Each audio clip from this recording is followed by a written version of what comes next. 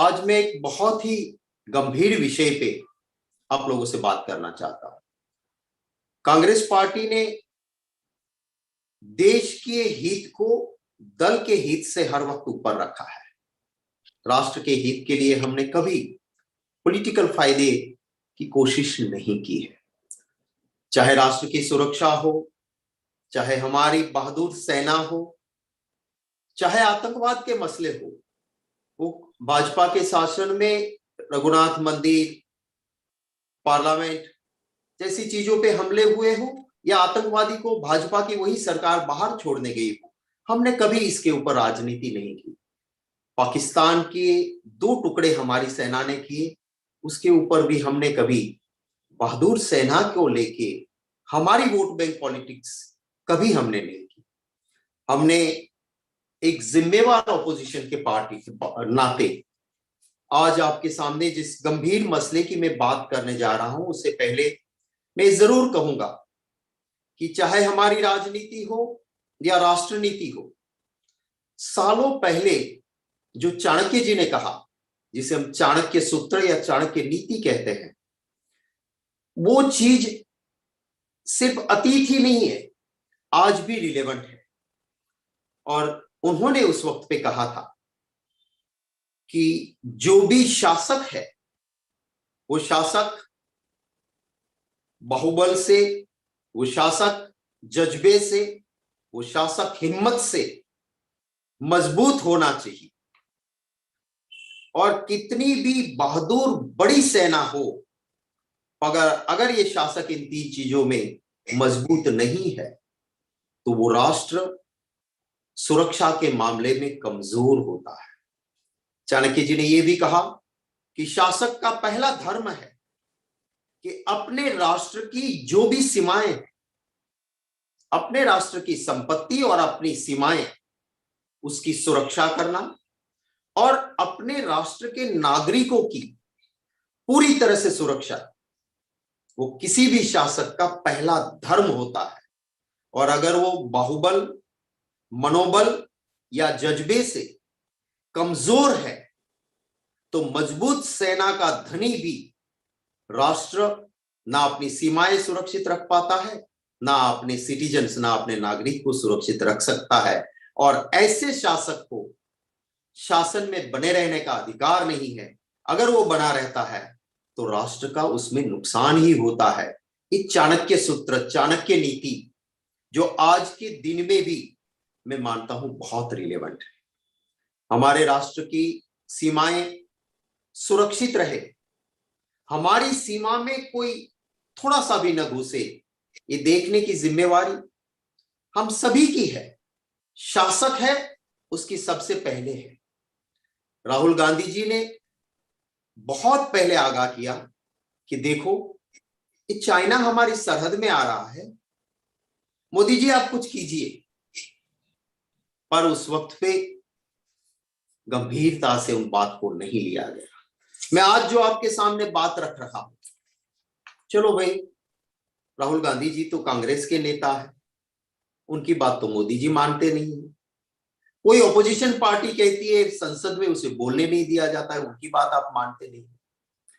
पर आपका एक प्रदेश का अध्यक्ष, अरुणाचल प्रदेश का अध्यक्ष जो है, आपकी आज की जो राष्ट्रीय कार्यकारिणी है भाजपा में, जिसको सबसे मजबूत डिसीजन मेकिंग कमेटी माना जाता है, उस कमेटी का जो सदस्य है और भाजपा का एक सीनियर मेंबर ऑफ पार्लियामेंट है, अरे वो मोदी जी, उसकी बात पे तो आप विश्वास करोगे ही ना। मैं उस सांसद को, तापिर गाओ जी को भी बधाई देता हूं, क्योंकि मैं गुजरात से आता हूं। मैं जानता हूं कि अभी तक उनका ट्वीट जिंदा रहना, वो भी उनकी जितनी प्रशंसा करे उतनी कम है, क्योंकि तुरंत कहा गया होगा डिलीट द ट्वीट, पर उन्होंने डिलीट नहीं किया है। इसलिए भी मैं इनको धन्यवाद देता हूं। आपके सबके सामने स्क्रीन पे उन्हीं का ट्वीट हमने लगाया है, जिसमें उन्होंने लिखा है, Chinese PLA has abducted Sri Miram Taron, 17 years of Zidoville yesterday, 18 Jan 2022, from inside Indian territory. Longta Joy area, China built 4 kilometers road inside India in 2018 under Seungla area, Bishing village of Upper Siang district, Arunachal Pradesh. The second part of the tweet says his friend escaped from PLA and reported to authorities. All the agencies of government of India requested to step up for his early release. ये भाजपा के अरुणाचल के प्रदेश अध्यक्ष, भाजपा की राष्ट्रीय कार्यकारिणी के सदस्य, senior सांसद, वो कहते हैं कि अरुणाचल में हमारी सीमा के अंदर से एक 17 साल के लड़के को उठा के चाइना लेके गया है। उसके साथ उनका दोस्त था, वो किसी तरह से अपनी जान बचा के भाग के निकल गया है। ये भी कहा गया है कि 2018 में 3 से 4 किलोमीटर रोड हमारी टेरिटरी में चाइना ने बना दिया है। ये कहने वाला कोई और नहीं है, मोदी जी। ये भाजपा का सांसद है। मोदी जी, ये अरुणाचल प्रदेश भाजपा का अध्यक्ष है। मोदी जी, ये राष्ट्रीय कार्यकारिणी का सदस्य है। आप क्या आप इसकी भी अनदेखी करोगे? अगर आप ये करते हो तो जो चाणक्य जी ने कहा था कि जब बलवान सेना होते हुए भी देश का शासक, जिसमें ना हिम्मत हो ना जज्बा हो, वो राष्ट्र दिक्कत में आता है। उनके नागरिक, उनकी सीमाएं, यहां हमारे नागरिक को उठा के ले जाते हैं, हमारी सीमा के अंदर रोड बनती है, वो घुस जाते हैं, और आप इसके ऊपर चुप क्यों हो? आपका ट्विटर तो कपालभाती की तरह बोलता है। आप भीड़ इकट्ठी नहीं कर पाते हो, ऐसा माहौल आता है तो आप हर रोज 2-3 भाषण लाइव घंटों तक लोगों को सुनाते रहते हो। आइए ना, चाइना पे भी कुछ बोलिए। मैं बड़ी गंभीरता के साथ कहना चाहता हूं, और मेरे पत्रकार साथियों को भी कहता हूं कि आप इसे गंभीरता से लें।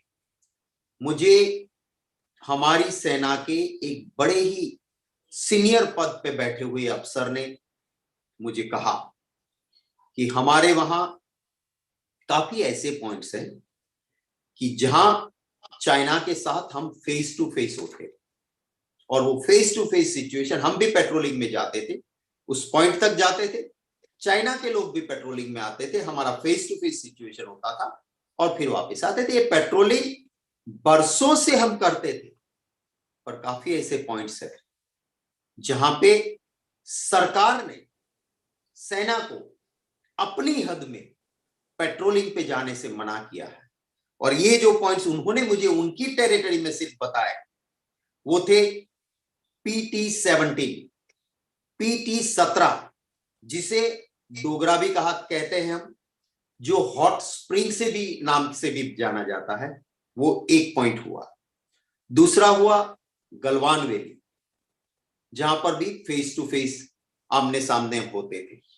तीसरा हुआ पैंगोंग, जहां पर भी फेस टू फेस चाइना और हमारे देश की सेना होती थी। और चौथा था कैलाश।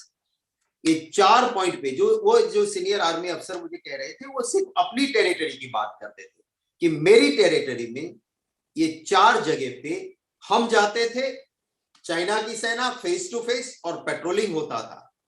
हमें पेट्रोलिंग से सरकार ने मना कर दिया है कि वहां पेट्रोलिंग नहीं करना है, और चाइना वहां अड्डा जमा के बैठा है, और पता नहीं हमारी उस टेरिटरी में वो क्या करता होगा, पता ही नहीं चल रहा है, क्योंकि हमें पेट्रोलिंग से मना किया है।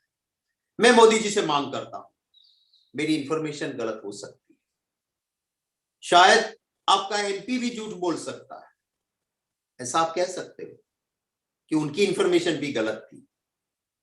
मैं मांग करता हूं, आइए मोदी जी, राष्ट्र के हित के लिए आप लड़ोगे।